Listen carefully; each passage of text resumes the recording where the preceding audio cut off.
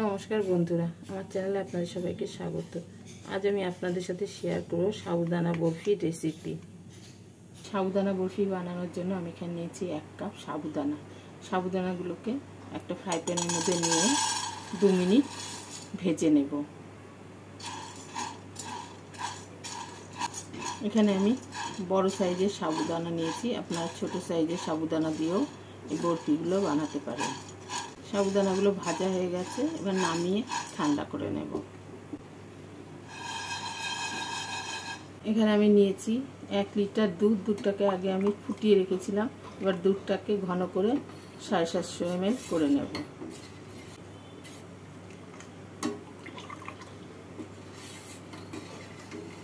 সাবুদানাগুলো ঠান্ডা হয়ে গেছে, এবার মিক্সিং জারে নিয়ে মিহি করে গুঁড়ো করে নেব।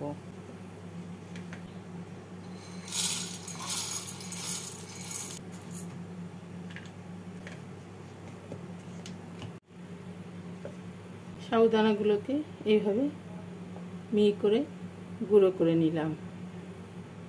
একটু হাতে নিয়ে দেখিয়ে দিচ্ছি।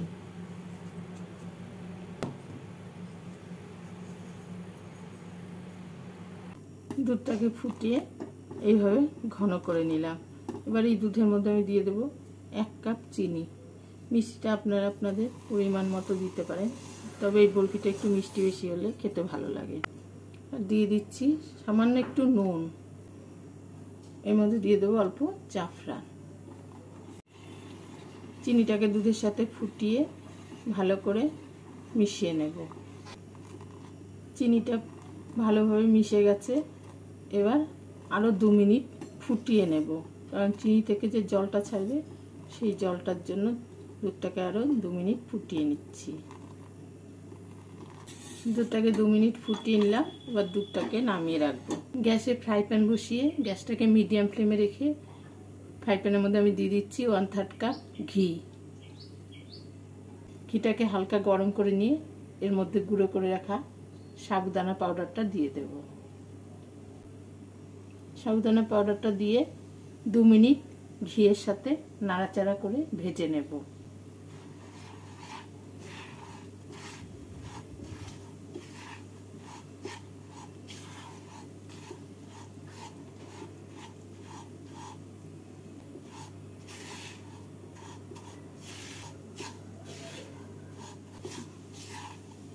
সাবুদানা পাউডারটা ভাজার সময় খেয়াল রাখবেন এর যেন কালারটা চেঞ্জ হয়ে না যায়, এরকমই সাদা সাদা থাকে। 2 মিনিট মতো আমি ভেজে নিলাম। এবার এর মধ্যে দুধটাকে দিয়ে দেব।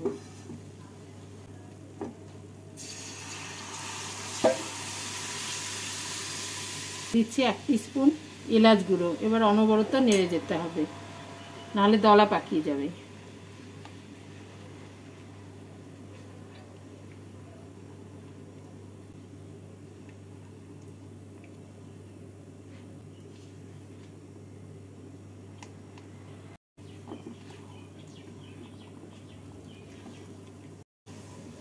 নাড়তে নাড়তে এরকম শক্ত একটা ডো মতো তৈরি হয়ে গেছে।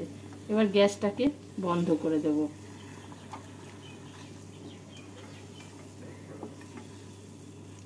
গ্যাসটাকে বন্ধ করে দিলাম। এবার এর মধ্যে দিয়ে দিচ্ছি কিছুটা পেস্তা আর আমন্ড। পেস্তা আর আমন্ড দিয়ে নাড়াচাড়া করে নেব। পেস্তা আর আমন্ড দিয়ে নাড়াচাড়া করে নিলাম। বরফির ডোটা তৈরি হয়ে গেছে, এবার নামিয়ে নিচ্ছি। নিয়ে নিচ্ছি একটা কেক টিন। কেক টিনের মধ্যে ঘি মাখিয়ে নিচ্ছি।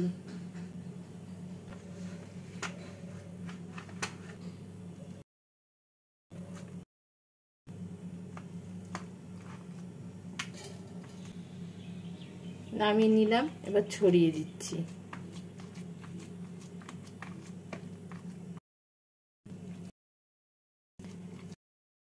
এইভাবে সমান করে ছড়িয়ে দিলাম। এবার এর উপর দিয়ে কিছুটা পেস্তা কুচি আর কিছুটা আমন্ড কুচি ছড়িয়ে দেব।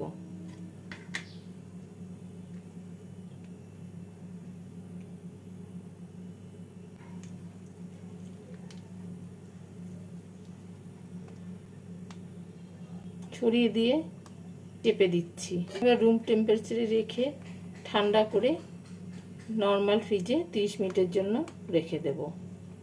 30 মিনিট পর ফ্রিজ থেকে কেক টিনটাকে বার করে বরফিগুলোকে কেটে নিচ্ছি।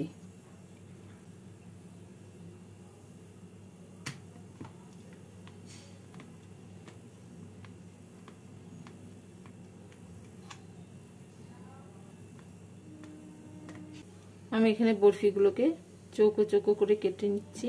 আপনারা আপনাদের পছন্দ মতো শেপ দিয়ে বরফিগুলো কেটে নিতে পারেন।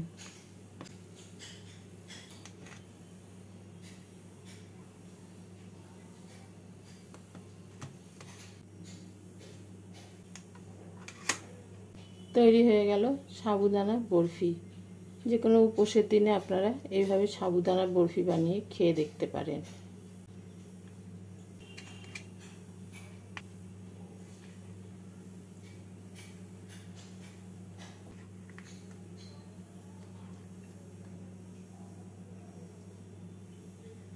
বন্ধুরা, আমার এই ভিডিও যদি আপনাদের ভালো লাগে, লাইক, কমেন্ট আর সাবস্ক্রাইব করে পাশে থাকার অনুরোধ রইল।